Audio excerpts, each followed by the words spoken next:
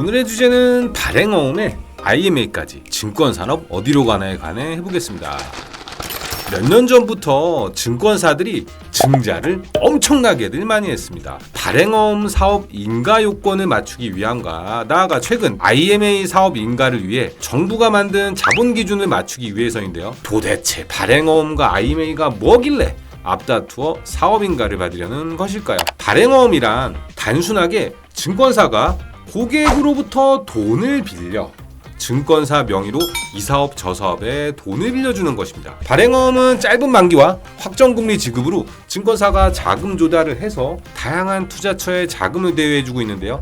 이 과정에서 만기 불일치 문제가 지적되고 있지만 그 만기 불일치를 증권사가 메울 자본을 가지고 있다는 거죠. 그럼 왜 발행어음 시장이 이리 커진 것인지 봐야 하는데요. 돈을 맡기는 사람은 같은 금리라면 짧은 기간을 선호할 것인데 돈을 빌리는 사람은 금리를 떠나 자금을 장기로 쓰고 싶은 경우가 많거든요. 실제로 사업하는 사람들은 돈을 빌려서 실물 자산에 투자를 해서 그걸 다시 현금화시키려면 1, 2년이라는 시간도 짧은데 돈 빌리고 갚느라 다른 일 할 수 있겠습니까? 그래서 증권사는 단기로 자금을 빌려 장기로 자금이 필요한 기업이나 사업에 돈을 대는 것이죠. 발행어음은 증권사가 고객에게서 돈을 빌려서 증권사 명의로 진행한 거라면 IMA는 종합투자계좌라는 단어에서 알 수 있듯이 고객의 자금을 증권사가 위탁받아서 운영만 대신해주는 것입니다.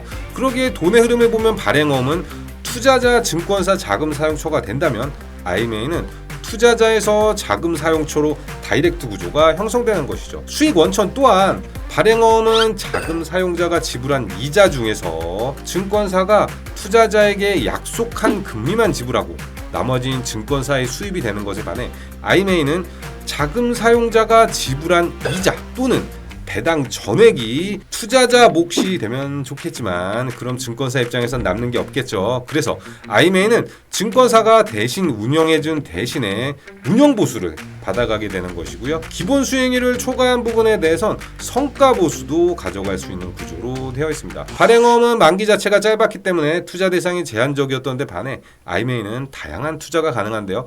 그냥 가능한 게 아니고 정부에서 모험 자본 투자를 강제하고 있습니다. 특히 부동산 개발과 같은 쪽으로 돈이 쏠리지 않게끔 부동산 투자 비중은 제한을 해뒀고요. 중소벤처기업, VC, 신기사, A등급 이하 채권, 하이힐드 펀드 등 하이리스크 하이리턴 시장에 충분한 자금 공급이 안 되고 있으니 거기에 25% 이상의 자금을 투입하라는 것입니다. 증권사가 고객을 대신해 최선을 다해 위험한데 투자하되 수익을 낼 수 있게끔 하지 않을까? 라는 생각으로 도입된 상품이기에 잘만 돌아간다면 벤처 육성과 중소기업 활성화를 통해 경제에 엄청난 선순환적 효과를 가져올 수 있겠다는 생각이 들기도 합니다. 증권사 입장에서는 원금 보장 의무를 주게 되었지만 IMA 투자금의 관리 보수와 성과 보수 외에도 자금의 중개 수수료도 별도로 챙길 수 있기에 엄청나게 큰 기회를 가지게 된 거죠. 과거 정권에서 지속적으로 강조한 한국형 IB,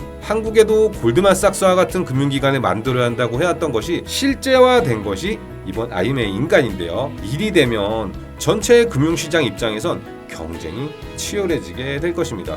벌써 은행들이 예금 금리를 올리려는 움직임 보여지는데요. 투자자가 아닌 금융기관 입장에서 보면 발행어음과 IMA는 신경이 쓰입니다. 발행어음이라는 것이 사실상 증권사에 수신 기능을 열어준 것과 유사하거든요. 확정금리를 약속받고 예금하는 것과 발행어음을 사는 것 차이가 있을까요? 증권사들도 기존에 어떤 사업에 돈을 대려면 자기 자본으로 하던가 채권을 발행하든 해야 했던 것에서 다양한 자금 조달이 가능해진 거고요.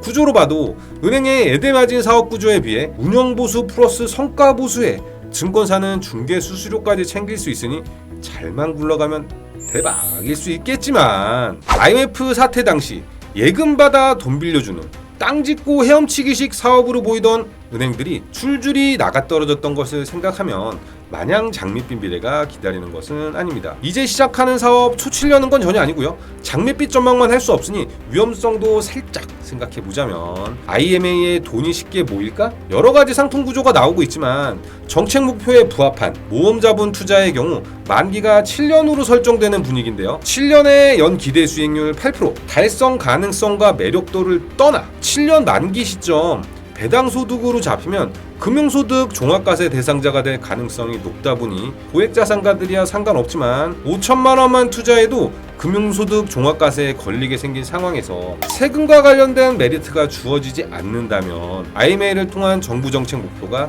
달성되기 어려워 보입니다. 또한 증권사 원금 보장이라는 표현으로 로우 리스크 미들 리턴 기대감을 가질 수 있는데 증권사가 아무리 관리를 잘한다 해도 관련 시장은 개별 기업 리스크보다는 경기 리스크가 매우 클 수 있어 증권사 입장에선 판매와 만기 시점에 따른 리스크가 커질 수 있습니다. 또한 은행업 대비 개별 기업 노출도 증가로 부실 자산 발생 뉴스가 소위 뱅크런과 유사한 자금 이탈로 이어질 경우 만기 불일치와 빠른 정보 유통 속도로 인해 2년 전 있었던 미국 실리콘밸리 은행 파산과 같은 일로 이어질 가능성이 존재합니다. 증권사의 IB와 PF, IMA 등 결국 증권사 내부 부서 간 리스크 심의와 투자 결정이 내려질 것이라 개별 증권사의 내부 통제 역량도 시험대에 오를 것 같은데 시작하는 마당에 잘 안 될 거라고 이야기할 필요는 없을 듯하고요. 주식 투자자 입장에서 시장 상승과 더불어 증권주 매력이 은행주보다 높아 보일 수 있고요. 그 안에서도 IMA에서 앞서 나간 한투와 미래가 좋아 보이고 금융지주사 중 발행어 민가를 받은 KB지주가 좋아 보인다고 정리하고 마무리 짓겠습니다.